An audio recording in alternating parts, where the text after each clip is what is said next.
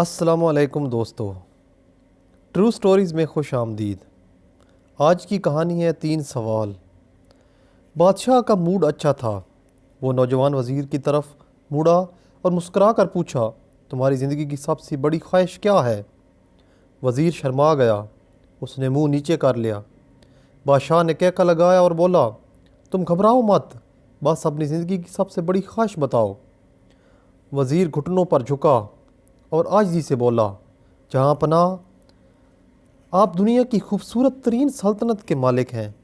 میں جب بھی یہ سلطنت دیکھتا ہوں تو میرے دل میں خواہش پیدا ہوتی ہے، اگر اس کا 10واں حصہ میرا ہوتا تو میں دنیا کا خوش نصیب ترین شخص ہوتا۔ وزیر خاموش ہو گیا۔ بادشاہ نے کہکا لگایا اور بولا، میں اگر تمہیں اپنی آدھی سلطنت دے دوں تو؟ وزیر نے گھبرا کر اوپر دیکھا اور عاجزی سے بولا، بادشاہ سلامت، یہ کیسے ممکن ہے؟ میں اتنا خوش قسمت کیسے ہو سکتا ہوں؟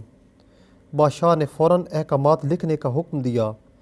بادشاہ نے پہلے حکم کے ذریعے اپنی آدھی سلطنت نوجوان وزیر کے حوالے کرنے کا فرمان جاری کر دیا۔ دوسرے حکم میں بادشاہ نے وزیر کا سر قلم کرنے کا آرڈر دے دیا۔ وزیر دونوں احکامات پر حیران رہ گیا۔ بادشاہ نے احکامات پر مہر لگائی اور وزیر کی آنکھوں میں آنکھیں ڈال کر بولا، تمہارے پاس 30 دن ہیں۔ تم نے ان 30 دنوں میں صرف 3 سوالوں کے جواب تلاش کرنے ہیں۔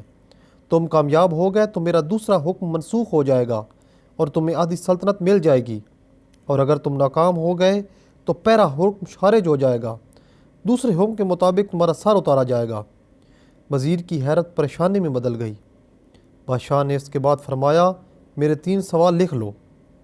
وزیر نے لکھنا شروع کر دیا۔ بادشاہ نے کہا، انسان کی زندگی کی سب سے بڑی سچائی کیا ہے؟ وہ رکا اور بولا، دوسرا سوال، انسان کی زندگی کا سب سے بڑا دھوکہ کیا ہے؟ تیسرا سوال، انسان کی زندگی کی سب سے بڑی کمزوری کیا ہے؟ بادشاہ نے اس کے بعد نکارے پر چوٹ لگوائی اور آواز بلند فرمایا، تمہارا وقت شروع ہوتا ہے اب۔ وزیر نے دونوں پروانے اٹھائے اور دربار سے دوڑ لگا دی۔ اس نے اس شام ملک کے دانشور، ادیب، ذہین لوگ جمع کیے اور سوال ان کے سامنے رکھ دیے۔ ملک بھر کے دانشور ساری رات بحث کرتے رہے، لیکن وزیر نے دوسرے دن دانشور بڑھا دیے، لیکن نتیجہ وہی نکلا۔ وہ آنے والے دنوں میں لوگ بڑھاتا رہا، مگر اسے کوئی تسلی بخش جواب نہ مل سکا، یہاں تک کہ وہ مایوس ہو کر دارالحکومت سے باہر نکل گیا۔ وہ سوال اٹھا کر پورا ملک پھرتا رہا، پر اسے کوئی تسلی بخش جواب نہ مل سکا۔ وہ مارا مارا شہر شہر، گاؤں گاؤں خاک چھانتا رہا۔ شاہی لباس پھٹ گیا، پگڑی ڈھیلی ہو کر گردن میں لٹک گئی، جوتے پھٹ گئے اور پاؤں میں چھالے پڑ گئے، یہاں تک کہ شرط کا آخری دن آ گیا۔ اگلے دن اس نے دربار میں پیش ہونا تھا۔ وزیر کو یقین تھا یہ اس کی زندگی کا آخری دن ہے، کل اس کی گردن کاٹ دی جائے گی اور جسم شہر کے مرکزی پل پر لٹکا دیا جائے گا۔ وہ مایوسی کے عالم میں دارالحکومت کی کچی آبادی میں پہنچ گیا۔ آبادی کے سرے پر ایک فقیر کی جھونپڑی تھی۔ وہ گرتا پڑتا اس کٹیا تک پہنچ گیا۔ فقیر سوکھی روٹی پانی میں ڈبو کر کھا رہا تھا، ساتھ ہی دودھ کا پیالہ پڑا تھا، اور فقیر کا کتا شڑاپ شڑاپ کی آوازوں کے ساتھ دودھ پی رہا تھا۔ فقیر نے وزیر کی حالت دیکھی، کہکا لگایا اور بولا، جناب عالی، آپ صحیح جگہ پہنچے ہیں، آپ کے 3 سوالوں کے جواب میرے پاس ہیں۔ وزیر نے حیرت سے اس کی طرف دیکھا اور پوچھا، آپ نے کیسے اندازہ لگا لیا میں کون ہوں اور میرا مسئلہ کیا ہے؟ فقیر نے سوکھی روٹی کے ٹکڑے چھابے میں رکھے، مسکرایا، اپنا بوریا اٹھایا اور وزیر سے کہا، یہ دیکھیے، آپ کو بات سمجھ آ جائے گی۔ وزیر نے جھک کر دیکھا، بوریے کے نیچے شاہی خلعت بچھی تھی۔ یہ وہ لباس تھا جو بادشاہ اپنے قریب ترین وزراء کو دیتے تھے۔ فقیر نے کہا، جناب عالی، میں بھی اس سلطنت کا وزیر ہوتا تھا۔ میں نے بھی ایک بار آپ کی طرح بادشاہ سے شرط لگانے کی غلطی کر لی، نتیجہ آپ خود دیکھ لیجئے۔ فقیر نے اس کے بعد سوکھی روٹی کا ٹکڑا اٹھایا اور دوبارہ پانی میں ڈبو کر کھانے لگا۔ وزیر نے دکھی دل سے پوچھا، کیا آپ بھی جواب تلاش نہیں کر سکے تھے؟ فقیر نے کہکا لگایا اور جواب دیا، میرا کیس آپ سے مختلف تھا، میں نے جواب ڈھونڈ لیے تھے۔ میں نے بادشاہ کو جواب بتائے، آدھی سلطنت کا پروانہ پھاڑا، بادشاہ کو سلام کیا اور اس کٹیا میں آ کر بیٹھ گیا، اور میرا کتا دونوں مطمئن زندگی گزار رہے ہیں۔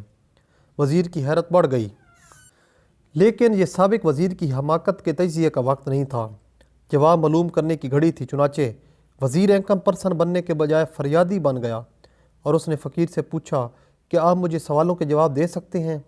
फ़कीर ने हाँ में गर्दन हिलाकर जवाब दिया, मैं पहले 2 सवालों का जवाब मुफ्त दूंगा, लेकिन तीसरे जवाब के लिए तुम्हें कीमत अदा करनी होगी। वज़ीर के पास शर्त मानने के सिवा कोई ऑप्शन नहीं था। उसने फ़ौरन में गर्दन हाँ हिला दी। दुनिया की सबसे बड़ी सच्चाई मौत है। इंसान कोई भी हो, कुछ भी हो, वो इस सच्चाई से नहीं बच सकता। इंसान की ज़िंदगी का सबसे बड़ा धोखा ज़िंदगी है। हम में से हर शख्स ज़िंदगी को दायमी समझकर इसके धोखे में आ जाता है। फ़कीर के जवाब नाकाबिल तरदीद थे। वज़ीर सरशार हो गया। उसने अब तीसरे जवाब के लिए फ़कीर से शर्त पूछी। फ़कीर ने कहका लगाया, कुत्ते के सामने से दूध का प्याला उठाया, वज़ीर के हाथ में दिया और कहा, मैं आपको तीसरे सवाल का जवाब उस वक्त तक नहीं दूंगा जब तक आप ये दूध नहीं पीते। वज़ीर के माथे पर पसीना आ गया। उसने नफ़रत से प्याला ज़मीन पर रख दिया। वो किसी कीमत पर कुत्ते का जूठा दूध नहीं पीता। फ़कीर ने कंधे उचकाए और कहा, तुम्हारे पास अब 2 ही रास्ते हैं। तुम इनकार कर दो और शाही जल्लाद कल तुम्हारा सर उतार दे, या फिर तुम ये आधा दूध पी जाओ और तुम्हारी जान बच जाए और तुम आधी सल्तनत के मालिक बन जाओ। फैसला बहरहाल तुमने करना है। फ़कीर फंस गया। एक तरफ ज़िंदगी और आधी सल्तनत थी, दूसरी तरफ कुत्ते का जूठा दूध था। वो सोचता रहा यहाँ तक कि जान और माल जीत गया और सेल्फ रिस्पेक्ट हार गई। वज़ीर ने प्याला उठाया और एक ही सांस में दूध पी गया। फ़कीर ने कहका लगाया और बोला, मेरे बच्चे, इंसान की सबसे बड़ी कमज़ोरी गर्ज होती है। ये उसे कुत्ते का जूठा दूध तक पीने पर मजबूर कर देती है, और ये वो सच है जिसने मुझे सल्तनत का परवाना फाड़ कर इस कुटिया में बैठने पर मजबूर कर दिया। मैं जान गया था, मैं जूं जूं ज़िंदगी के धोखे में आऊँगा, मौत की सच्चाई को फरामोश करता जाऊँगा। मुझे रोज़ इस दलदल में सांस लेने के लिए गर्ज का गलीज़ दूध पीना पड़ेगा। लिहाजा मेरा मशवरा है, ज़िंदगी की इन तीनों हकीकतों को जान लो, तुम्हारी ज़िंदगी अच्छी गुजरेगी। वज़ीर खुजालत, शर्मिंदगी और ख़ुद तरसी का तोहफ़ा लेकर फ़कीर की कुटिया से निकला और महल की तरफ चल पड़ा। वो जूं जूं महल के करीब पहुंच रहा था, उसके एहसास शर्मिंदगी में इजाफ़ा हो रहा था। उसके अंदर ज़िल्लत का एहसास बढ़ रहा था। वो इस एहसास के साथ महल के दरवाज़े पर पहुंचा। उसके सीने में खौफनाक ठेस उठी। वो घोड़े से गिरा, लम्बी हिचकी ली और उसकी रूह कफ़स अंसरी से परवाज़ कर गई। हमें किसी दिन किसी ठंडी जगह पर बैठकर ज़िंदगी के इन बुनियादी सवालों पर गौर करना चाहिए। हमें ये सोचना चाहिए, हम लोग कहीं ज़िंदगी के धोखे में आकर गर्ज के पीछे तो नहीं भाग रहे, हम लोग कहीं मौत को फरामोश तो नहीं कर बैठे। अस्सलाम